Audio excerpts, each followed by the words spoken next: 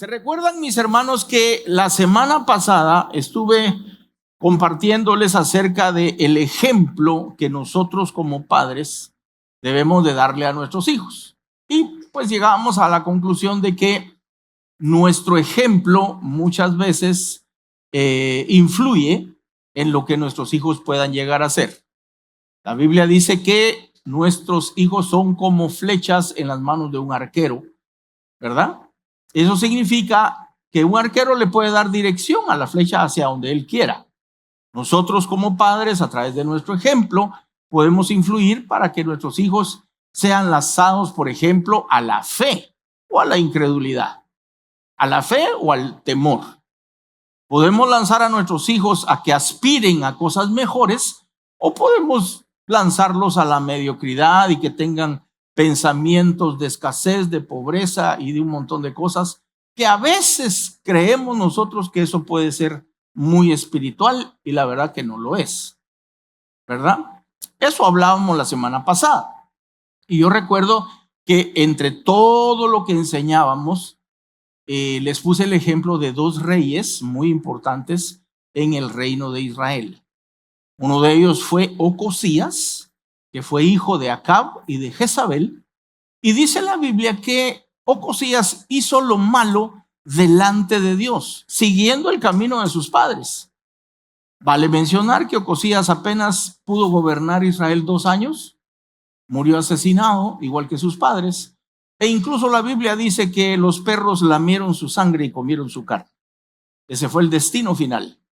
Y por otro lado, hablamos también del ejemplo de Salomón. Salomón, hijo de David, en donde Dios le dice a Salomón: si tú anduvieses al igual que David tu padre en mis caminos, yo bendeciré tu reino, multiplicaré tus días y te llenaré de gloria. Y fue así. El reino de Salomón duró 40 años sin una sola guerra. Eso es una cosa maravillosa en ese tiempo.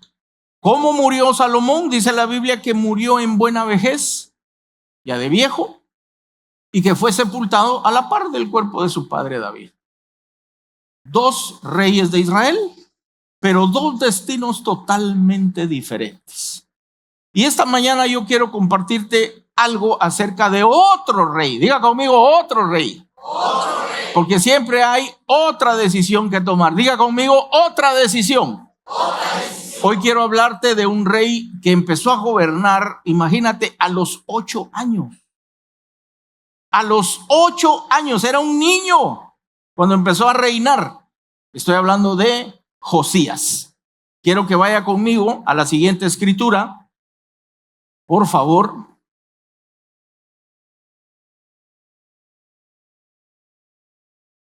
Segunda de Crónicas 34:1. Dice la escritura: de 8 años era Josías cuando comenzó a reinar, y 31 años reinó en Jerusalén. Imagínense, 31 años reinó. Empezó a los 8.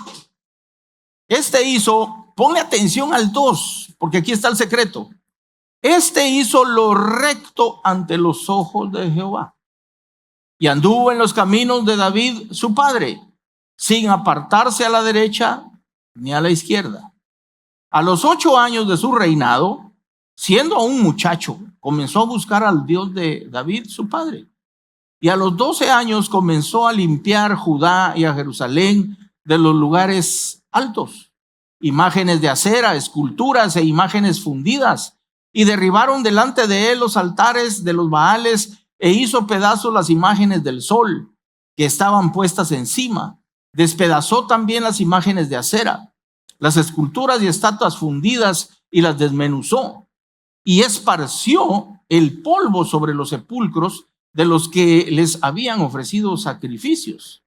Quemó además los huesos de los sacerdotes sobre sus altares, y limpió Judá y a Jerusalén. Diga conmigo, Josías. Vamos. Josías limpió Judá y Jerusalén.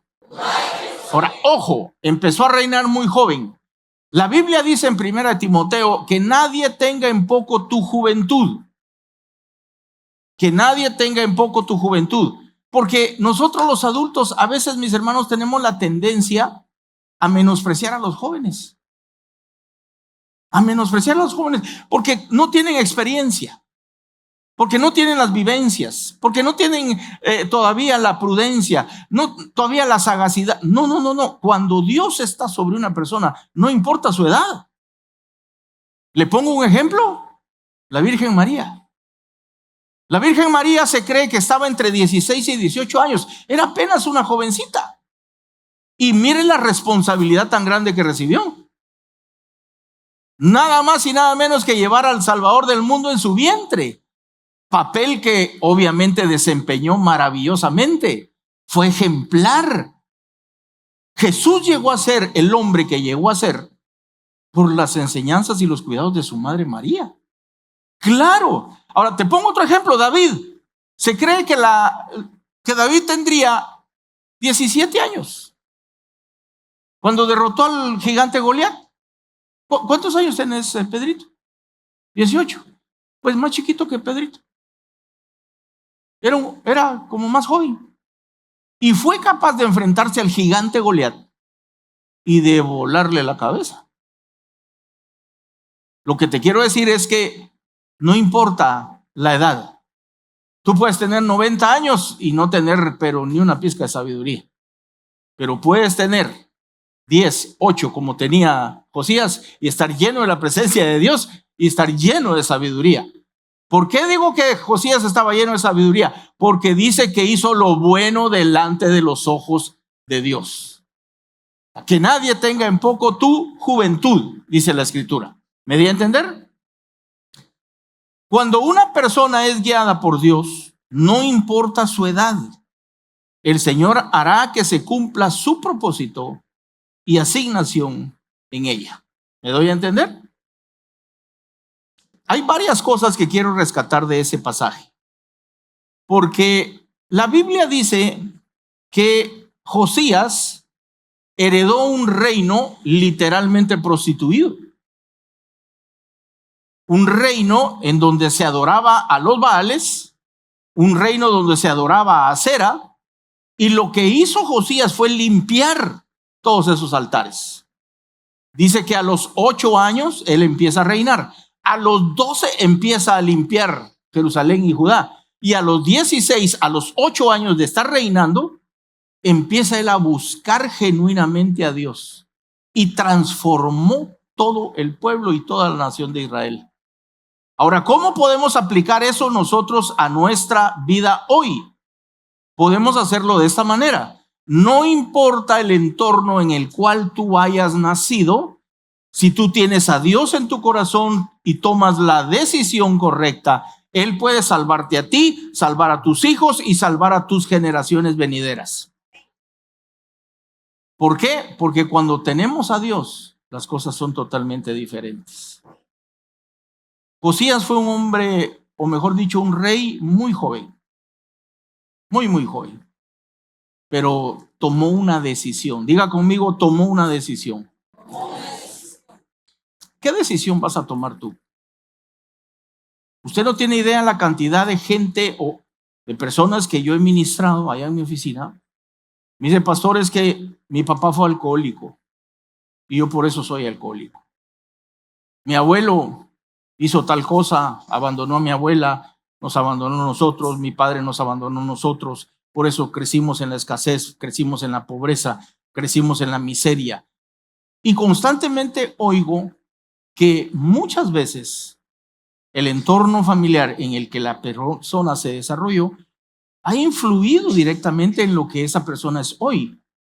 Y claro, no vamos a negar que el entorno influye, mas no determina el final ni el destino de una persona. Abiertamente mi pastor ha declarado, y me atrevo a comentarlo aquí, porque él lo ha dicho desde el púlpito. Yo crecí sin un papá. Yo crecí solo con mi mamá. Y mire la clase de hombre que es. Nuestro apóstol, nuestro pastor, el pastor Cash Luna, es un hombre de influencia mundial. Mundial. Es un hombre ejemplar. Tengo más de 40 años de conocerlo. Conozco a su mamá, conozco a sus hijos, conozco a su esposa, conozco su casa, conozco todo lo que él ha hecho. Y le puedo decir algo. Es un hombre íntegro. Es un hombre de verdad. Es un hombre de Dios de verdad. Si no, Dios no respaldaría todo lo que él hace. ¿Por qué se lo pongo de ejemplo? Porque él creció sin papá. O sea, no te quiero decir que eso no sea doloroso. Claro que puede ser doloroso. O sea, eso no le quita la ausencia, no le quita el dolor de haber crecido sin una figura paterna en el hogar. Lo que quiero decirte es que en el cielo tenemos un padre que dice la Biblia que es un padre de viudas y de huérfanos. Y que si estamos con él, todo nuestro pasado, todo incluso nuestro pecado, no es justificación para que Dios haga algo bueno, positivo, de aquí en adelante si lo tenemos a él. ¿Me di a entender? Muy bien. Yo leo que Josías tomó otra decisión e hizo lo recto delante del Señor. Cuando dice, él tomó una decisión, hay decisiones que a nosotros nos toca tomar. Por ejemplo, hay maldiciones generacionales. Hay familias donde el abuelo fue alcohólico, el hijo es alcohólico, el nieto es alcohólico y todas las familias son alcohólicos. Conocí una familia en Guatemala, son 2 hermanos, ella es lesbiana y él homosexual. Simplemente se cruzaron los sexos así. Y un día hablando con ella, porque ella es amiga, bueno, conocida, me decía, mira, me dijo, en mi familia este tipo de cosas son muy normales. Mi bisabuelo fue bisexual, mi tía es no sé qué, esto y lo otro. O sea, plagado de ese tipo de cosas. A todas luces ahí hay un problema. Ahora, si la Biblia dice que del mismo polvo Dios te levanta, o del mismo estiércol Dios te levanta, y la Biblia declara que somos como la luz de la aurora que va en aumento hasta que el día es perfecto, quiere decir que cuando tenemos a Dios en el corazón, por muy mala que esté la situación, la cosa va a cambiar y va a cambiar para bien. Sin embargo, hay familias en donde el abuelo fue pobre, el papá es más pobre, el hijo es más pobre y los nietos vienen siendo más pobres, más escasos y más miserables que todos los demás. Ahí hay un problema. Ahí hay una maldición generacional de pobreza y de escasez y de miseria. Eso hay que romperlo. Hay que romper. ¿Qué fue lo que Josías hizo? Fue limpiar. A ti te corresponde, porque si tú tienes la luz de Cristo en tu corazón, a ti te corresponde llevar esa luz a tu familia. Hay que limpiar la familia de esos altares dedicados a la pobreza, dedicados al alcoholismo, dedicados al adulterio, dedicados a los pecados sexuales. Eso hay que limpiarlo. ¿A quién le toca? A ti, porque tú tienes que tomar la decisión.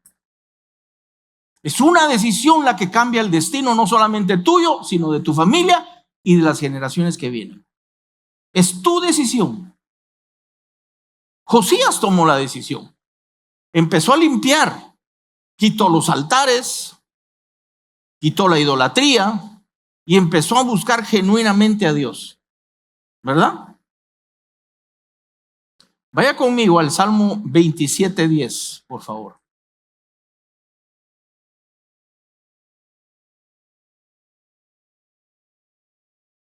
Salmo 27:10. Dice la Escritura, aunque mi padre y mi madre me dejaran, con todo, Jehová me recogerá. Mire qué linda esa escritura. Pudiste carecer del apoyo de tu papá, incluso del apoyo de tu mamá, pero si Dios está contigo, Dios te va a recoger. Dios va a hacer algo y va a cumplir su propósito y la asignación que te dio, por el cual te trajo a este mundo. El verso 11 dice, enséñame, oh Jehová, tu camino y guíame por senda de rectitud a causa de mis enemigos. No me entregues a la voluntad de mis enemigos, porque se han levantado contra mí testigos falsos y los que respiran crueldad. Hubiera yo desmayado, dice el salmista, si no creyese que veré la bondad de Jehová en la tierra de los vivientes. Aguarda a Jehová. Mire, este consejo me encanta. Aguarda a Jehová, esfuérzate y aliéntese tu corazón. Sí, espera a Jehová. Le voy a leer el mismo pasaje, pero en la versión NTV. No sé si lo tenemos en NTV, la versión. ¿No lo tenemos? Sí, muy bien. Póngalo, por favor. Dice, aunque mi padre y mi madre me abandonen, el Señor me mantendrá cerca. Fíjate, pudieron haberte abandonado, pudieron haberse alejado de tu presencia, pero Dios nunca se va a alejar. Siempre te mantendrá cerca. Enséñame cómo vivir, oh Señor. Guíame por el camino correcto, porque mis enemigos me esperan. No permitas que caiga en sus manos, pues me acusan de cosas que nunca hice. Cada vez que respiran, me amenazan con violencia. Sin embargo, yo confío en que veré la bondad del Señor mientras estoy aquí, en la tierra de los vivientes. Espera con paciencia al Señor, sé valiente y esforzado. Sí, espera al Señor con paciencia. Ojo que la Biblia no dice que el abandono no duele. Claro que duele, por supuesto. La Biblia no dice que el abandono no duele. La Biblia dice que Dios no abandona. El abandono que te pudo haber causado tu padre, tu madre. No sé a quién le vine a predicar yo esto hoy. No sé si es tu caso. No sé si tú creciste en un hogar donde te amaron, donde te proveyeron, donde te respetaron. No lo sé. Lo único que sé es que Dios puso este mensaje en mi corazón. Y si hay alguien aquí con esas características, vengo a decirte que Dios te ama. Que Dios fue capaz de dar a su propio hijo con tal de demostrarte cuánto te ama a ti y demostrarte cuánto le importas. Salmo 68:5. Salmo 68:5. Dice la escritura, Padre de huérfanos y defensor de viudas. Obviamente Dios siempre está a favor de los más necesitados, de los más indefensos. Padre de huérfanos y defensor de viudas es Dios en su santa morada. Dios hace habitar en familia a los desamparados. Saca a los cautivos a prosperidad. ¿No se recordó de José en este momento? Saca a los cautivos a prosperidad, mas los rebeldes habitan en tierra seca. El viernes estuve predicando este mensaje allá en Puerto Barrios y les conté, alguna vez se los he contado a ustedes también, la historia de mi propio papá. Yo experimenté en la vida de mi padre y supe cosas que él le tocó vivir. Mi papá fue un hijo de un irlandés que vino con el ferrocarril, embarazó a mi abuela y hasta aquí yo no sé si ellos vivieron juntos, si no vivieron juntos, si se casaron o no se casaron. Lo único que sé es que nació mi papá, ¿verdad? Mi papá creció sin papá. El famoso irlandés se desapareció. Nunca supimos de él. Y mi viejo creció en un hogar donde había y reinaba la escasez. Mi papá contaba que muy temprano, a los 5 o 6 años, él tenía que trabajar. Y dice, mi trabajo era levantarme a las 4 de la mañana, agarrar una cubeta e irme al rastro de Escuintla. Mi papá creció en Escuintla. Y me iba al rastro de Escuintla y cuando mataban a los toros o a las vacas para vender la carne, él le decía a los señores del rastro, que eran sus amigos, que le regalaran un poco de sangre. Y él metía, dice que cuando le cortaban el cuello aquí al toro, él metía su cubeta así abajo para que cayera la sangre. Y mi viejito nos contó que muchas veces su desayuno a las 4 o 5 de la mañana era un vaso de sangre con limón, que no había nada que comer. Y luego agarraba esa sangre, se la llevaba a su mamá y su mamá hacía morcilla. Y luego el mismo niño a las 12 del mediodía, 1 del mediodía, andaba en el parque de Escuintla vendiendo la morcilla y con lo que vendía, pues lograban comer ese día. Esa es la historia de mi papá. Mi viejo no tuvo educación académica, apenas leía y apenas escribía, pero fue un hombre lleno de sabiduría. Porque él contaba, yo muy temprano, siendo muy joven, reconocí que había un Dios. Mi madre me enseñó que había un Dios. Empecé a creer en él. Y eso me alejó de los vicios y me alejó de las malas juntas y de las malas compañías. Mi viejo murió de 77 años. Sí, creo que 76 o 77, ya no me recuerdo. Fue un hombre muy bendecido. Muy, muy bendecido. Él se dedicó a la electricidad. Llegó a ser jefe de la estación de la empresa eléctrica El Zapote, allá en Guatemala. Era un hombre muy querido en la empresa. Trabajó 47 años en la empresa eléctrica. Cuando muere mi viejo, no nos dejó una sola deuda. Nos dejó casa propia y nos dejó otras propiedades. Y viendo el entorno en el que mi papá creció, mi papá tenía el perfil perfecto para haber sido un marero o un delincuente o un niño de esos que piden limosna en los semáforos. Pero algo pasó en la vida de él. Él tomó una decisión. Él dijo, a muy temprana edad yo decidí entregarle mi vida a Dios, entregarle mi vida al Señor. Recuerdo que nos llevaba a nosotros a la iglesia siendo muy chiquitos, en una pequeña iglesia de barrio, allá en la zona 7 de Guatemala. Y yo recuerdo que siempre él fue el tesorero de la iglesia. Siempre estuvo involucrado, siempre servía. Y tengo en mi mente una imagen, porque él dijo, yo voy a hacer toda la instalación eléctrica de la iglesia. La iglesia era pequeña, habían construido un templo nuevo. Y recuerdo que un día me dijo, venite, me dijo, vamos a ir a la iglesia porque ya terminé todo el cableado, ya puse todas las lámparas, ya está todo terminado. Ya solo para subir el flipón. Y recuerdo que llegamos y mi viejo, estábamos en donde estaban los flipones y mi viejo dijo, hágase la luz, dijo, y tú subió así y pum, se encendió toda la iglesia. Cosas que guardo en mi mente, como que hubiera sido ayer. ¿Por qué le cuento esto? Porque el entorno en el que crecemos, por supuesto que influye, mas no determina tu final. No determina tu destino. Puede ser. Gracias a mi padre y gracias a Dios, yo no tuve que vivir lo que vivió mi papá.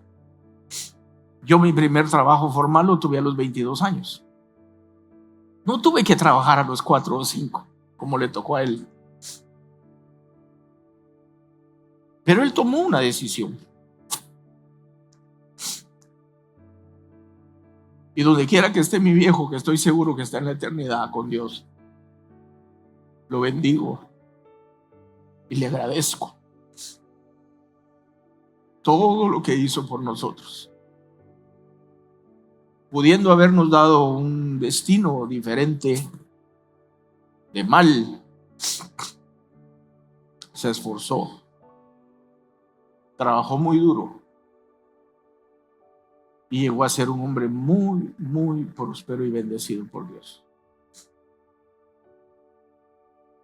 Mis hermanos, hay decisiones que tenemos que tomar. Hay decisiones que van a marcar no solamente tu vida y tu destino, sino la de tus hijos y la de las generaciones venideras. Tú puedes marcarlos a ellos para siempre. puedes hacer que la vida de tu familia sea diferente. Isaías 41:10 dice: no temas porque yo estoy contigo. Vuelvo y repito, no sé para quién estoy predicando este mensaje. No lo sé. O no sé si hay alguien que nos esté viendo por las redes sociales que necesitaba oír esto. Pero vengo a decirte de parte de Dios que dice Él que no temas, porque yo estoy contigo, dice. No desmayes, porque yo soy tu Dios que te esfuerzo. Siempre te ayudaré, siempre te sustentaré con la diestra de mi justicia. Cuando no tienes o no tuviste una figura que debía de sostenerte, Dios promete acompañarte. Quizá creciste sin alguien que te sostuviera, pero Dios promete estar ahí contigo. Ahí adelantito, Isaías 49:15 dice también: ¿se olvidará la mujer de lo que dio a luz para dejar de compadecerse del hijo de su vientre? Y luego agrega la Biblia y dice: aunque ella olvide, yo nunca me olvidaré de ti. Puede que tus padres te hayan olvidado, puede que tu familia te haya olvidado, puede que la iglesia te haya olvidado, pero con todo, Dios nunca se olvidará de ti, porque para Él tú eres muy valioso. Dios afirma que su memoria, ponle atención a esto, Dios afirma que su memoria no depende de otros que hayan estado presentes. Dios siempre se recordará de ti, hayan estado o no hayan estado tus padres. Tenemos un Padre en el cielo. Vaya conmigo a Romanos 8:15, por favor. Romanos 8:15.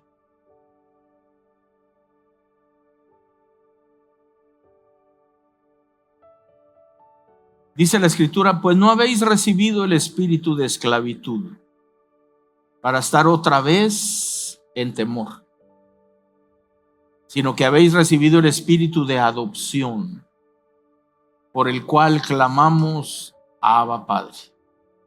El Espíritu mismo da testimonio a nuestro espíritu de que somos hijos de Dios. Y si hijos, también herederos, herederos de Dios y coherederos con Cristo, si es que padecemos juntamente con Él, para que juntamente con Él seamos glorificados. Ojo, mis hermanos, en Cristo Jesús somos llamados hijos de Dios. Tenemos identidad, tenemos propósito, tenemos asignación y tenemos pertenencia. Somos la familia de Dios. Y tenemos un Dios que nunca nos va a abandonar. Tenemos un Padre que nunca nos abandonará, aunque nuestros padres terrenales lo hayan hecho. Aunque tu familia te haya abandonado, Dios jamás te abandonará. Voy a terminar con esto. Romanos 8:31. Siempre ahí, por favor. Adelántese al verso 31. ¿Qué pues diremos a esto? Dice Pablo. Si Dios es por nosotros, ¿quién contra nosotros? Está preguntando. ¿Quién contra nosotros? Pónganlo en la pantalla, por favor, si se puede. Romanos 8:31. ¿Qué pues diremos a esto? Si Dios es por nosotros, ¿quién contra nosotros? Ahora ponle atención, por favor, con un cuidado especial al verso 32. El que no escatimó ni a su propio hijo. La palabra escatimar significa ahorrar o gastar lo menos posible de algo. O sea, Dios no se ahorró absolutamente nada de lo que tiene en el cielo. Porque dice, el que no escatimó a su propio Hijo, sino que lo entregó por todos nosotros, ¿cómo no nos dará también con Él todas las cosas? Si ya Dios te dio lo más grande, lo más importante, lo más amado por Él, ¿habrá algo que te pueda negar? Joven que estás aquí, si ya Dios te dio a Jesús, ¿no te dará esa carrera universitaria? ¿No te dará ese título universitario? Si ya te dio a Jesús, hermano querido, ¿no te dará tu casa? Si ya te dio a Jesús, ¿no te dará esa empresa, ese negocio que has anhelado, que has querido? Si ya te dio a Jesús, ¿no te dará ese esposo o esa esposa que has soñado? Si ya te dio lo más grande, ¿habrá algo que te pueda negar? Si ya te lo dio todo. Verso 33. ¿Quién acusará a los escogidos de Dios? Pregunta. ¿Quién nos podrá acusar? Dios es el que nos justifica. ¿Quién es el que condenará? Cristo es el que murió, mas aún Él también resucitó. El que además está a la diestra de Dios, el que también intercede por nosotros. ¿Quién nos separará del amor de Cristo? Mire la pregunta. ¿Quién? ¿Tribulación o angustia o persecución o hambre o desnudez o peligro o espada? Por eso Pablo, que es el mismo que escribe esto, decía, sé vivir en escasez, sé vivir en abundancia, sé tener hambre, sé también estar saciado, por todo y en todo he sido entrenado, todo lo puedo en Cristo que me fortalece. Es el mismo que escribe esto acá. Tribulación o angustia, persecución o hambre o desnudez o peligro o espada, como está escrito, por causa de ti somos muertos todo el tiempo, somos contados como ovejas de matadero. Antes, en todas estas cosas somos más que vencedores por medio de aquel que nos amó. Ponle atención al 38, me encanta, es de mis favoritos. Por lo cual estoy seguro que ni la muerte, ni la vida, ni ángeles, ni principados, ni potestades, ni lo presente, ni lo porvenir, ni lo alto, ni lo profundo, ni ninguna otra cosa creada nos podrá separar del amor de Dios que es en Cristo Jesús, Señor nuestro. No hay nada que nos pueda separar. Si tienes a Cristo, lo tienes todo. Tu pasado, tu entorno familiar, incluso tus pecados, jamás podrán separarte del amor de Dios.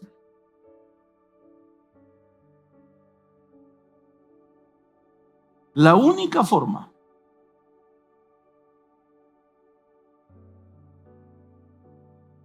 con eso termino, dejándote esta pregunta en tu corazón. La única forma de que Dios no pueda hacer o pueda desarrollar el propósito tuyo y la asignación tuya en esta tierra es que tú decidas. Tú, no Él. Él ya decidió. Él ya dijo, no hay nada que me pueda separar de ellos. Él lo decidió. Pero Dios tiene tal respeto por la dignidad humana. Dios te respeta tanto a ti como ser humano que nunca te obligará a algo que tú no quieras hacer. Jamás te obligará a que creas en Él. Jamás te obligará a que lo sigas. Él te da el libre albedrío para que tú decidas. Dios no quiere robots. Dios quiere hijos que voluntariamente lo amen, que voluntariamente lo sigan, que voluntariamente le sirvan. La única forma que tu asignación y tu propósito no se lleve a cabo y no se cumpla es que tú decidas alejarte de Dios. Por eso, mis hermanos, hoy es un día de decisión. Mi esposa decía, decidiste hoy venir aquí. Que estés aquí no es casualidad. Decidiste levantarte, venir a la iglesia. Y yo no sé por qué, pero Dios sabe que tú tenías que oír este mensaje hoy. No sé a quién se lo vine a predicar, pero si es tu caso, te invito a que decidas entregarle tu vida a Jesús. Decir, yo decido hacer lo recto delante de Dios. Decido botar los altares de alcoholismo de mi familia, los altares de drogadicción, los altares de pobreza. El otro día, hablando con un joven, me decía, pastor, yo cuando era niño recuerdo que salieron aquellas bicicletas BMX. Y yo le decía a mi papá, papá, cómprame una bicicleta BMX. Y en aquel tiempo eran lo máximo. Y él le decía, no, mijo, ese tipo de cosas no es para nosotros. Eso es para los ricos. Nosotros no tenemos acceso a las cosas buenas porque somos pobres. Y él me decía, yo, pastor, crecí con esa mentalidad. Crecí pensando que las cosas buenas, que las cosas valiosas, que las cosas de calidad no eran para mí, ni eran para mi familia. Que para nosotros era la escasez, la pobreza, la miseria. Hasta que llegué a los pies de Cristo, me dijo. Y entendí que si Dios había sido capaz de dar a Jesús por amor a mí, ¿por qué me iba a negar a mí una bicicleta? ¿Por qué me iba a negar a mí un carro? ¿Por qué me iba a negar a mí una casa? Hoy es un hombre muy bendecido, muy próspero. Hay que romper esos altares de escasez y de pobreza que se nos han metido aquí en la cabeza. Hay estructuras mentales, mis hermanos, que nos han enseñado de generación tras generación. Nosotros no tenemos, nosotros somos pobres, nosotros somos ignorantes. No, hay que romper con eso. En Cristo Jesús todo es posible. Si puedes creer. ¿Qué vas a decidir?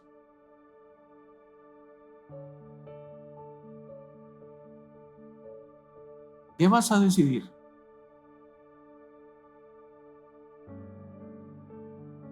Cierra tus ojos, inclina tu rostro.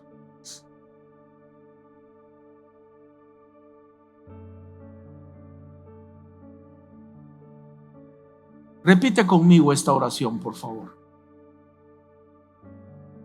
Señor Jesús, hoy decido entregarte mi corazón. Hoy decido hacer lo recto delante de ti.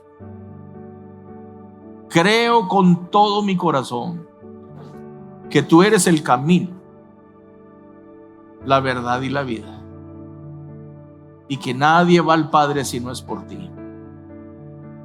Ayúdame a romper, Señor, maldiciones generacionales de alcoholismo, de drogadicción, de pecados sexuales, de adulterios, de pornografía, de pobreza, de escasez, de ignorancia. Hoy rompo con todo eso, Señor, y decido creerte.